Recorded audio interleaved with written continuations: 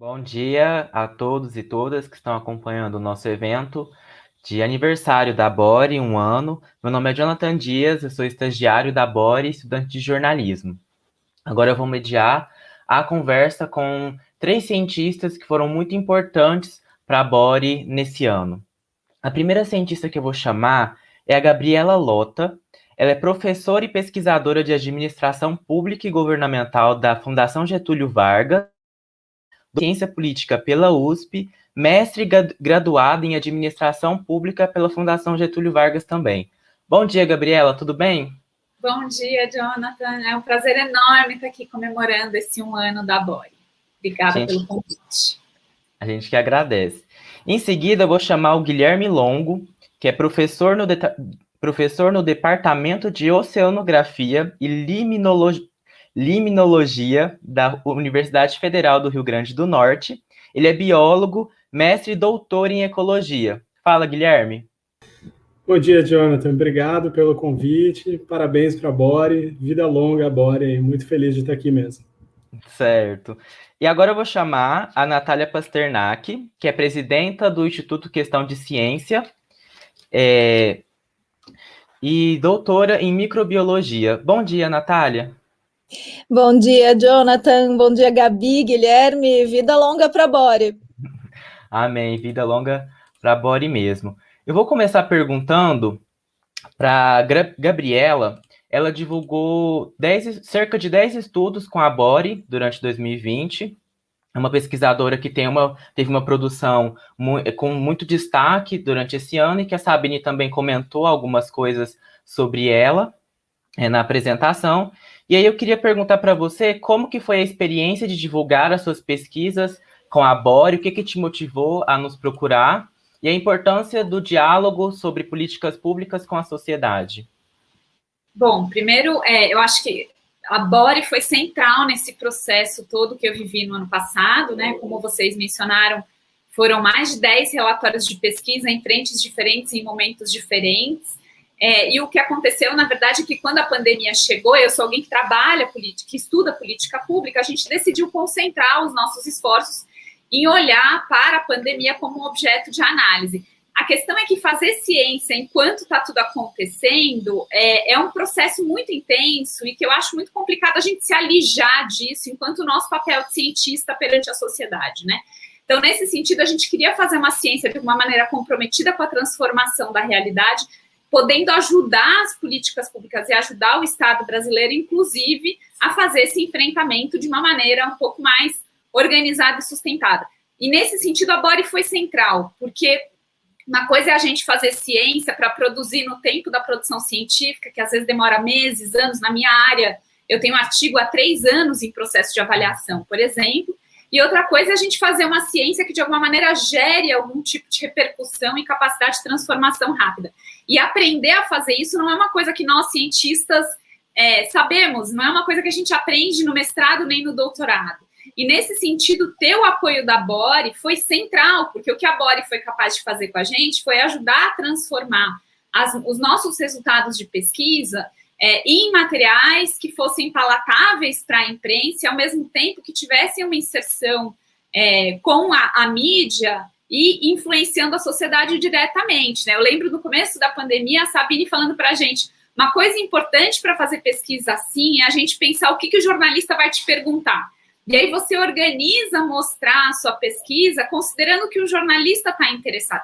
E a gente fez isso. Então foi uma escolha que eu nunca tinha feito antes, que foi uma escolha de falar, primeiro vai vir a nossa capacidade de influência, de inserção, e depois vai vir a pesquisa científica. Eu tenho material coletado para 10 anos de produção científica, mas que eu não vou mexer agora, provavelmente. Eu até estou mexendo uma coisa ou outra. Mas o nosso compromisso nesse momento foi mídia, jornal, influenciar sindicato, conversar com o governo. E a Bore foi muito importante nesse processo porque deu a visibilidade para as nossas pesquisas a ponto dos governos, sindicatos e profissionais procurarem a gente para ajudar a pensar o que melhorar nas políticas públicas frente à pandemia, né? Então, acho que foi muito interessante esse processo, eu nunca tinha feito isso, descobri um mundo novo aí da divulgação científica e, ao mesmo tempo, senti, não só eu, mas a equipe toda, que o nosso trabalho foi um trabalho a serviço né? Não foi um trabalho só a serviço da academia e das linhas do Lattes, que um dia eu espero que cheguem, mais do que chegaram muitas, mas eu espero que um dia cheguem mais, mas foi um trabalho a serviço da sociedade, a serviço dos governos, e que só foi possível por causa dessa estrutura de divulgação científica que a gente acabou fazendo no ano passado. Agora eu vou passar a palavra para o Guilherme Longo. Ele divulgou 2 pesquisas com a Bore que tiveram uma grande repercussão na imprensa. Ele trabalha com ecologia marinha, oceanos, e eu achei muito interessante porque ele relata nas redes sociais o quanto que foi importante para ele, enquanto cientista, dialogar com a sociedade sobre um tema que é tão importante, que é a ecologia marinha. E aí eu gostaria de perguntar para você, Guilherme, o que você diria, baseado na sua experiência com a Bore, para algum cientista que quer divulgar a sua pesquisa, mas ainda tem dúvida, ainda tem alguma insegurança? O que você diria para esse cientista? Então, Jonathan, eu acho que em uma frase eu diria: fale com o jornalista. Fala com o jornalista, não fica com medo de falar com o jornalista, né? Eu entendo, assim, que hoje o cientista brasileiro se sente muito sobrecarregado, porque, enfim, né, dá aula, burocracia, administração, gestão, recurso, tal, cortes, etc. E quando a sociedade joga esse peso no cientista, o cientista tem que divulgar a sua pesquisa, geralmente a primeira coisa é ficar na defensiva e falar: não, mas isso não é para eu fazer, né? E na verdade é para a gente fazer, né? Assim, o sistema de hoje ele não incentiva que o cientista paute sua pesquisa, como a Gabriela falou, nesse potencial de impacto, mas a questão central é que ninguém está pedindo para que todo cientista vire um youtuber ou vire um influenciador na rede social, né? A gente está pedindo que o cientista se abra para essa conversa com o jornalista, né? E assim essa é uma relação que historicamente tem várias, dos dois lados, né? Tem vários, vamos dizer assim, ruídos aí, né? E eu acho que tem que deixar isso para trás, porque eu acho que o jornalismo ele tem suas regras e a gente tem que entender isso como cientista. Então, às vezes a gente está super apegado a um tema de pesquisa, mas isso não necessariamente tem uma inserção de mídia, né? E isso o jornalista ajuda muito a gente. Então, uma dos estudos que eu divulguei na Bore, por exemplo, foi muito interessante quando a Natália Flores, né, com o texto editado pela Sabine Righetti e pela Ana Paula também, mandou o texto, focava numa coisa que estava no meu texto, mas não era para mim o papel central. Eu falei: nossa, que interessante, aquilo ali dá uma repercussão super. Então, a gente está aberto para esses novos olhares e para entender o que as pessoas, o que é mais importante da nossa pesquisa, né? Então, assim, falem com jornalistas, parem com essa besteira histórica de não querer falar. É muito interessante, assim, envolva os alunos a falar, né? Eu coloquei as estudantes que eram chave nesses estudos para falar também. Falamos com jornalistas durante dias, foi muito interessante. Então, assim, a ciência ganhar espaço é uma questão de desenvolvimento nacional. Então, ele deixa de ser uma coisa profissional e passa a ser, acho que, um dever cívico do cientista. Então, falem com os jornalistas. Se está na sua universidade, seu instituto de pesquisa, conecte a sua universidade, seu instituto com a Bore, né? Então, assim, ver a repercussão que a nossa pesquisa tomou depois, através da Bore, foi realmente muito gratificante. Assim, eu só recomendo que escrevam para a Bore sempre. Que bom, Guilherme. Eu acho interessante destacar um ponto que, às vezes, o que o jornalista vê como notícia para o público, às vezes é diferente do que o próprio pesquisador pensou do que seria notícia para o público, né? Acho interessante trazer essa reflexão. E, conversando com a Natália, ela é presidente, né, do Instituto Questão de Ciência, que foi um grande parceiro da Bore no ano de 2020. É um instituto muito interessante, que defende a ciência de qualidade na formulação de políticas públicas.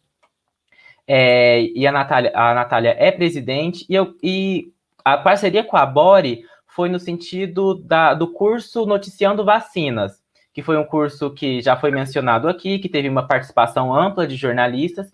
E aí, nesse sentido, eu gostaria de perguntar para você, Natália, como que foi a experiência de colaborar com a Bore, né, no curso, no banco de fontes, e a importância da boa comunicação em saúde nesse momento que as vacinas são tão importantes. Jonathan, foi um prazer e uma honra poder colaborar com a Bore nesse curso, e que eu acho que foi realmente uma das grandes conquistas que a gente conseguiu fazer em 2020 para auxiliar ainda mais a mídia tradicional na boa comunicação de ciência durante a pandemia. Eu acho que tanto o IQC como o Bore já vinham cumprindo esse papel desde o começo da pandemia. A mídia tradicional tem feito um trabalho excelente, eles têm se esforçado muito para fazer uma cobertura, mas é claro que eles estavam diante de um mega desafio, porque de repente você tinha uma enorme quantidade de jornalistas que nem eram, nunca foram da área de ciência e saúde, mas que foram designados para cobrir essas áreas durante a pandemia, até por uma questão de redução de pessoal, que a gente sabe, vocês jornalistas melhor do que eu, como as redações sofreram ultimamente, nos últimos anos, com os cortes. Então as redações encolheram, os grandes veículos eles estavam com equipes enxutas, pouquíssimos jornalistas das equipes eram realmente especialistas em saúde e ciência, e de repente vários jornalistas foram realocados para essas áreas sem ter nenhum treinamento para isso.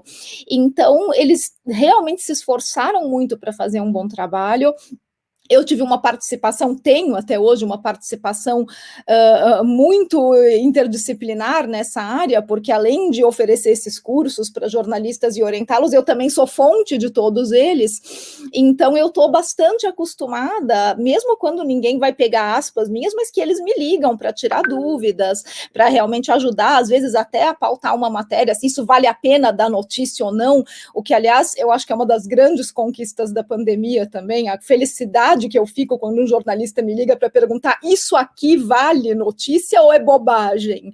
Porque é difícil ter esse discernimento quando você não é da área. E muitas vezes é bobagem, só vai causar sensacionalismo, vai causar mais dúvida, não se deve chamar atenção para aquilo. Então, esse curso de jornalismo de vacinas, eu acho que ele cumpriu dois papéis. Primeiro, ele realmente foi uma oportunidade para que jornalistas de veículos do Brasil inteiro, graças à Bore, que tem essa inserção e conseguiu trazer jornalistas representando os grandes veículos de todo o Brasil, então a gente conseguiu ter uma abrangência nacional com esse curso, e daí o curso especificamente foi para ensinar conceitos básicos sobre vacinas, para ajudá-los na cobertura de vacinas, para eles entenderem diferenças básicas entre o que é a eficácia de uma vacina, como que se calcula, o quanto isso é importante e relevante no mundo real, o quanto isso é importante para dar uma notícia e como que eu dou essa notícia de uma maneira que o público entenda, qual a diferença entre os diferentes braços do sistema imune. Então, teve uma parte muito técnica do curso que foi realmente para explicar conceitos de vacina e de imunologia, para que esses jornalistas se sentissem mais confiantes na hora de escrever uma matéria. E o outro lado, eu acho que foi realmente de estreitar essa relação entre cientistas e jornalistas. Os outros professores do curso, não só eu, que já era conhecida deles, mas todos os outros professores acabaram se tornando fontes constantes também dos jornalistas. A gente sabe o quanto é importante para um jornalista ele ter fontes confiáveis, e não simplesmente uma diversidade de fontes. Então, muitas vezes as pessoas reclamam: mas por que você entrevista sempre aquela mesma pessoa? Porque o jornalista precisa de fontes que ele confia, que são acessíveis e que, como o Guilherme falou, que falam com os jornalistas.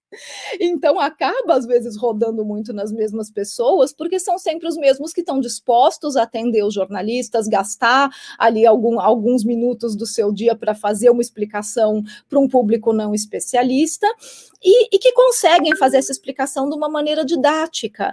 E eu acho que isso também faz muita diferença. Como o Guilherme falou, uma das coisas muito importantes que a gente quer ressaltar com a divulgação científica, e eu me preocupo muito com essa moda agora, que todo mundo percebeu que é importante, por um lado é muito legal, a gente fica muito satisfeito de todo mundo finalmente perceber que nosso trabalho é importante. Por outro lado, a gente tem que segurar um pouco a onda das pessoas acharem que agora é obrigação de todo cientista fazer divulgação ou se tornar um youtuber. Não é obrigação, é obrigação da instituição que ela dê condições para que os cientistas que querem e que podem contribuir possam, de fato, contribuir. Então, toda a parceria com a Bora, eu acho que ela conseguiu colocar esses pontos com muita exatidão, e para o IQC foi uma grande satisfação poder estar dentro desse círculo, ter acesso aí a todos os jornalistas do Brasil e poder contribuir mais diretamente com uma boa comunicação de ciência. Perfeito. Em perspectiva daqui para frente, o que vocês acham que pode mudar na comunicação científica? O que melhorou? Como é que vocês se sentem em relação a isso? Começando pela Gabriela. Bom, vou falar especificamente sobre a comunicação científica em saúde, né, especialmente os serviços de saúde, que é a área que eu trabalho.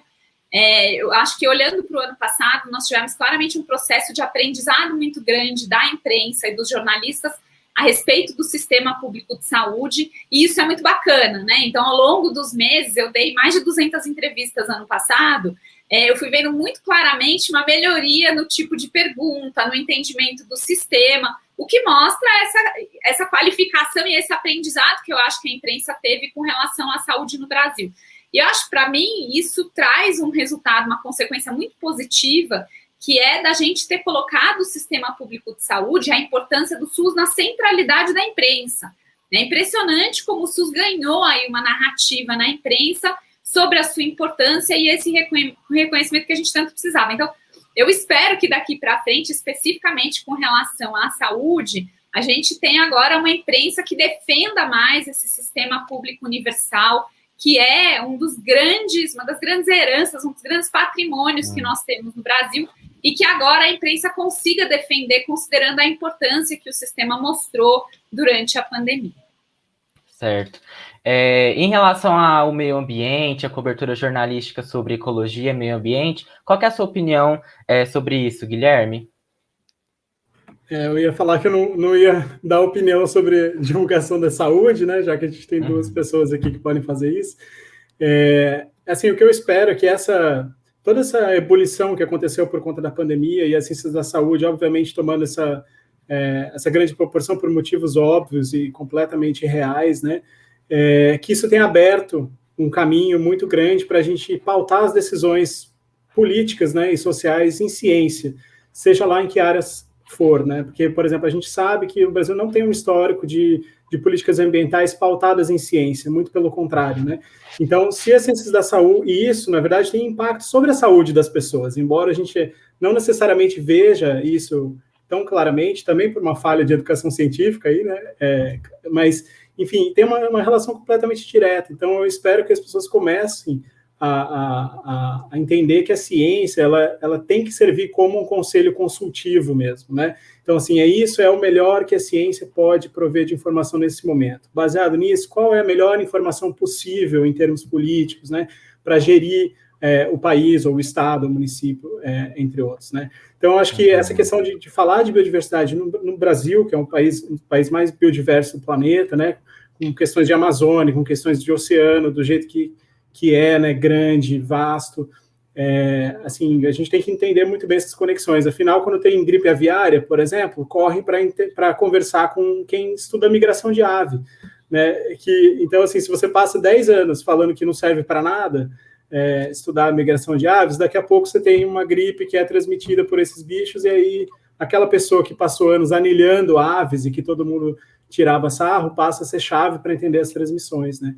E, enfim, Covid, morcego, enfim, né, destruindo biodiversidade, chegando em novos patógenos aí, saindo, né, desses lugares mais selvagens. Então, espero que a saúde abra essa frente para a ciência como um todo. Tomara mesmo, o Brasil precisa, né? E agora, as suas conclusões, passo para a Natália. O que você acha que vai virar essa diversão que a gente chama de divulgação científica? Jonathan, eu espero que ela não seja diversão. Divulgação científica é um trabalho sério. que precisa ser feito de forma profissional e por profissionais. Então, eu realmente espero que não seja modinha, diversão, gente achando que vai ficar famoso porque tem sei lá quantos mil seguidores no Twitter ou porque fez um canal no YouTube. Isso, em geral, passa, isso é fogo de palha, isso passa, isso é empolgação da pandemia. Não necessariamente é uma coisa ruim, mas é uma coisa que preocupa quem trabalha com isso de forma profissional. E eu fiquei muito satisfeita de ver a atuação do jornalismo, dessa comunicação profissional durante a pandemia. E, Guilherme, não é só política pública ambiental que não é baseada em ciência, é política pública, ponto, no Brasil. A gente tem um problema genérico de políticas públicas no Brasil de não serem baseadas em ciência. E eu acho que essa abertura que a gente ganhou durante a pandemia com o jornalismo, para que o jornalismo começasse a explorar a ciência, e eu acho que isso é mérito da BORE, do IQC, dessas agências que fizeram essa interseção muito próxima com o jornalismo profissional, para levar isso para a grande mídia. Porque não interessa quantos seguidores tem o seu canal do YouTube. Quando você fala de grande mídia, quando você aparece no Jornal Nacional, no Fantástico, você não consegue nem metrificar, nem mensurar o público que você está atingindo ali. E não é um público de nicho, é um público espalhado. Então, você conseguir levar pensamento científico na grande mídia, eu acho que foi realmente a maior conquista do nosso trabalho durante 2020. E essa conquista eu espero que fique. Eu espero que não seja moda, que não seja uma diversão, mas que seja um hábito do jornalista de se consultar com os cientistas, de tentar entender e que continuem perguntando para mim depois da pandemia, professora, isso aqui é notícia ou é bobagem?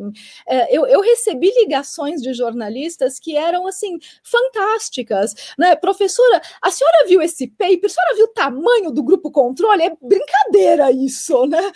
Então, assim, jornalistas que aprenderam com a gente a olhar o tamanho da amostra, a olhar se os controles daquele estudo estão corretos, a ter o mínimo de noção de método científico, até para saber para quem perguntar. Então, isso eu espero que perdure depois da pandemia, para que as políticas públicas sejam sempre baseadas em ciência e que a grande mídia saiba sempre para quem perguntar. Ótimo. A gente tem mais 5 minutos, e aí eu gostaria de perguntar para vocês, assim, como que foi fazer ciência nesse ano de 2020, assim. Eu gostaria de perguntar para o Guilherme, porque ele trabalha com um tema que eu imagino que deva ter muita pesquisa presencial, né, alguma coisa muito em campo, né, acho que é o termo certo, é em campo que fala. Como é que foi para você no ano que a gente deveria ter feito o distanciamento social? Como é que foi trabalhar com ciência? Bom, falar que foi desafiador é quase um mantra para todo mundo, né? Mas realmente, assim, a nossa pesquisa é muito baseada em campo, né, embaixo d'água, mergulha, né? Então a gente teve que reorientar muitas das nossas atividades. O que a gente tinha de bichos em experimento no laboratório também tive que desmontar tudo, né? Porque bicho em aquário tem que cuidar, não é? Né, alguns, inclusive, moraram aqui em casa por boa parte da pandemia, até que eu consegui devolvê-los para o mar.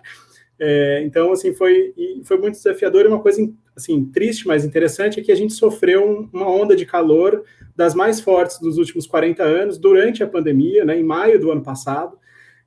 Isso provocou um branqueamento dos corais de 90% aqui no Nordeste, e foi, assim, num momento extremamente inoportuno, porque a gente, né, teve que se organizar para conseguir fazer esse monitoramento, coletar esses dados e tudo mais, e ao mesmo tempo isso não tem a visibilidade que deveria, por um motivo óbvio, né? É isso que a gente tem que entender, assim, um coral branco não tem como competir com uma pandemia, né? E nem na verdade, né? Então foi muito desafiador isso, assim, conseguir acompanhar esse evento, que é um marco científico, assim, muito importante, né? Nessa escala de não aglomerar mesmo, e assim, de conseguir ir mergulhar 2 pessoas que moram na mesma casa, e, enfim, sabe, e conseguir documentar isso e não conseguir assim, falar sobre isso, né, da maneira que a gente gostaria, porque a gente tem outras emergências, só que a gente tem que entender essas emergências, não ficar recalcado com isso, né? Então, os grandes desafios foram esses, eu acho, assim, a gente conseguir ir para campo, ver os bichos, e esse evento tão importante acontecer, e a gente está tão restrito em termos científicos aí de fazer o que a gente gostaria. Uhum. O Guilherme, uma coisa muito boa também, que apesar de a saúde como um todo, né, ter sido o grande foco da imprensa no ano de 2020, eu acho que outro serviço importante da Bori é trazer pesquisas de outras áreas que estavam acontecendo ao mesmo tempo, que tinham interseção ou não, mas, por exemplo, a gente divulgou pesquisas sobre história, sobre antropologia, sobre engenharia, sobre física, que, como eu falei, né, podem ter relação ou não com a Covid, mas se não tem também, é ciência do mesmo jeito e merece ser divulgada da mesma forma, né? Eu acho que um dos serviços o serviço que eu gostei bastante da Bori foi esse. Bom, a gente chegou ao fim da nossa mesa, da nossa conversa com cientistas. Eu gostaria de agradecer imensamente a Natália Pasternak, a Gabriela Lota e ao Guilherme Longo. São 3 pesquisadores que eu tenho uma admiração muito grande, não é de hoje, assim, eu já acompanho o trabalho há um tempo, e são muito importantes para a Bori também. Então, em nome da Bori, eu gostaria de agradecer imensamente a vocês. Muito obrigada e vida longa, Bori. Vida longa!